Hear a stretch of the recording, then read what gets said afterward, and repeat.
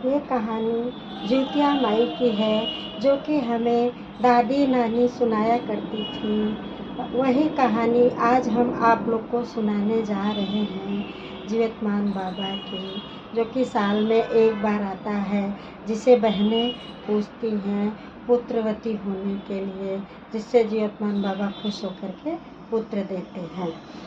एक समय की बात है, नर्मदा नदी के पास कंचनवटी नाम का एक नगर था। नदी के पश्चिम दिशा में मरुभूमि थी, जिसे बालू रेती कहा जाता था। वो जगह बालू रेती के नाम से फेमस थी। वहीं पे विशाल एक पाकड़ का वृक्ष था। वृक्ष के ऊपर एक चील रहा करता था और नीचे एक गुफा थी, जिसमें एक सियार रहता था। अब सियार और चील दोनों में बहुत ही गहरी दोस्ती हो गई, तो दोनों साथ साथ में रहते, साथ साथ में ही दोनों का जमता था, घूमते फिरते। एक बार क्या हुआ, दोनों ने घूमते फिरते क्या देखा कि कुछ बहनें जिउतिया माता की पूजा कर रही हैं, व्रत रखी हैं, निर्जला व्रत। अब वो दोनों ने भी आपस में तय किया कि चलो हम लोग भी निर्जला व्रत रहेंगे। अब जब दोनों व्रत रहे और जिउतिया माई की पूजा किए, निर्जला व्रत रहे दोनों, और पूरा दिन तो बीत गया। अब रात को क्या हुआ कि बहुत ज़ोर से आंधी तूफान आने लगा। चील तो ऊपर अपने घोंसले में जा कर के सो गया। अब सियार जो है नीचे परेशान था, उसको भूख लगी थी, प्यास लगी थी, खाए पिए बिना रहा नहीं जा रहा था। अब उसी समय एक सेठ का निधन हो जाता है और वही मरुस्थल के इधर ला करके उसको जला देते हैं। अब जो है सियार से वो देख के रहा नहीं जाता है, वो जाता है और उसका जो वहाँ पे हड्डी मांस कुछ रहता है, वो अपना खाना शुरू कर देता है। जब वो हड्डी खा रहा होता है, कट कट की आवाज़ आती है, तो चील बोलता है, भाई ये कैसी कट कट की आवाज़ आ रही है? तो सियार बोलता है, अरे कुछ नहीं, आंधी तूफान आ रहा है, मुझे ठंडी लग रही है, इस वजह से मेरे दांत कटकटा रहे हैं। ऐसा सियार जो है झूठ बोल देता है और मांस हड्डी वगैरह खा के अपनी भूख प्यास बुझा लेता है।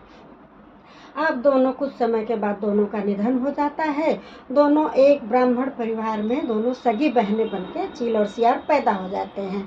तो बड़ी बहन का नाम होता है सीलवती और छोटी बहन का नाम होता है कपूरवती। दोनों का ऐसा नाम होता है। दोनों की शादी हो जाती है। अब सीलवती का नाम बुद्धिसेन से हो जाता है ब्याह। सीलवती का ब्याह जो है शादी बुद्धिसेन से हो जाता है और कपूरवती का जो है मलाइका राजा के साथ हो जाता है। अब कपूरवती रानी बन जाती है। तो कपूरवती को जितने भी बच्चे होते थे वो सब खत्म हो जाते थे, होते और पैदा हो जाते। और सीलवती को एक एक करके 7 बेटे हो गए। 7 बेटे हो गए और उनके यहाँ गरीबी थी थोड़ी, तो कपूरवती के यहाँ ही वो राजा की रानी थी, वहीं पे कुछ काम धाम अपना बच्चे करते रहते थे, लगे पड़े थे। अब वो 7 भाई बड़े हो गए। उन लोग को देख करके कपूरवती को बड़ी ईर्ष्या होती थी कि ये उसके 7 बेटे हैं, मुझे तो कोई बेटा ही नहीं है।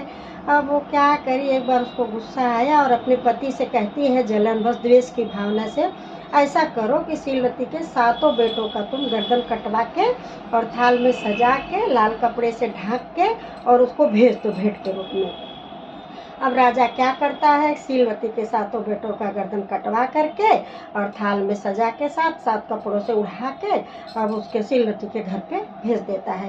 रास्ते में जीवतमान बाबा ये चीज़ देखते हैं और वो अपनी कृपा बरसा देते हैं, क्योंकि वो हमेशा पिछले जन्म से लेके इस जन्म तक जीवतमान का व्रत रखती, जिउतिया माई का, जीवतमान बाबा का, और अपने पुत्रों के लिए आशीर्वाद मांगती रहती थी। अब उन्होंने क्या किया, जीवतमान बाबा ने 7 पुत्रों का मिट्टी का सिर बना करके, मुंडी बना के और जोड़ दिया और 7 बच्चे जिंदा हो गए। अब ऐसा पवित्र जल से छिड़क दिया, 7 बच्चे तो जिंदा हो गए। और जो थाली में उसने भेजा था वो बड़े बड़े फल फ्रूट सब अपना बन गए उसके। अब उसके घर में वो थालियों का तो बख्शीश जाने लगा। खोल खोल के देखती तो खुश होती, मेरी बहन ने भेजा है, और 7 बेटे अपना जिंदा। अब इस कपूरवती को कोई संदेशा नहीं मिलता है उन बच्चों के मरने का। वो क्या सोचती है, मैं जाती हूँ बहन को अफसोस भी दिखाऊंगी बच्चों के मरने का और खबर भी लेती हूँ कि उसके बच्चे ख़त्म हो गए। अच्छा, वो अपने बहन के घर चल देती है फटाफट। जब जाती है तो क्या देखती है कि वहाँ पर तो सातों बच्चे जिंदा हैं और वहाँ पे धूमधाम से पार्टी हो रही है, क्योंकि वो सब गिफ्ट गया रहता है। अब ये सब देख करके कपूरवती तो अंदर से जल भुन जाती है और पछतावा भी होने लगता है। फिर क्या करती है, अपनी बहन के पैर को पकड़ लेती है और कहती है, हे बहन, मैंने बहुत बड़ा पाप किया है, मैं तो उसकी सज़ा की हकदार हूँ, तुम मुझे माफ़ करो या सज़ा दो, मैं उसके लिए तैयार हूँ। मैंने तुम्हारे सातों बेटों का गर्दन कटवा के भेज दिया था, जो कि तुम्हारे बच्चे फिर से जिंदा हो गए। तुम्हारे ऐसे कौन से पुण्य हैं इस जन्म के और पिछले जन्म के, जो तुम्हारे ऊपर भगवान इस ढंग से मेहरबान हैं। तो बहन को पिछले जन्म का सीलवती को याद आ जाता है और अपनी बहन को ले करके उसी मरुस्थल में जाती है, उसी पाकड़ के वृक्ष के नीचे, और कहती है, देखो हम दोनों दोस्त थे और तुम सियार थी और मैं चील थी, तुमने ऐसे ऐसे जो है जीवतमान बाबा का व्रत रख करके तोड़ा था, इसलिए तुम्हारे कोई पुत्र नहीं हुए।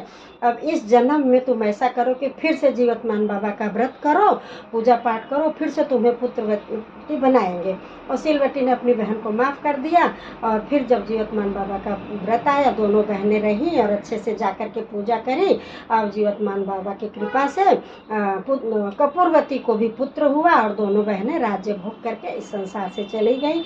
इसी तरह से जो भी जीवतमान बाबा का सच्चे दिल से व्रत पूजा पाठ करता है, भगवान उसकी सदैव रक्षा करते हैं, पुत्रवती करते हैं, उसका सुहाग अमर करते हैं। जो भी मेरी इस कहानी को सुने, हे भगवान उसको भी संसार हरा भरा करो, पुत्रवती बनाओ, सुहागन रखो। बोलो जीवतमान बाबा की जय, जीवतिया माई की जय।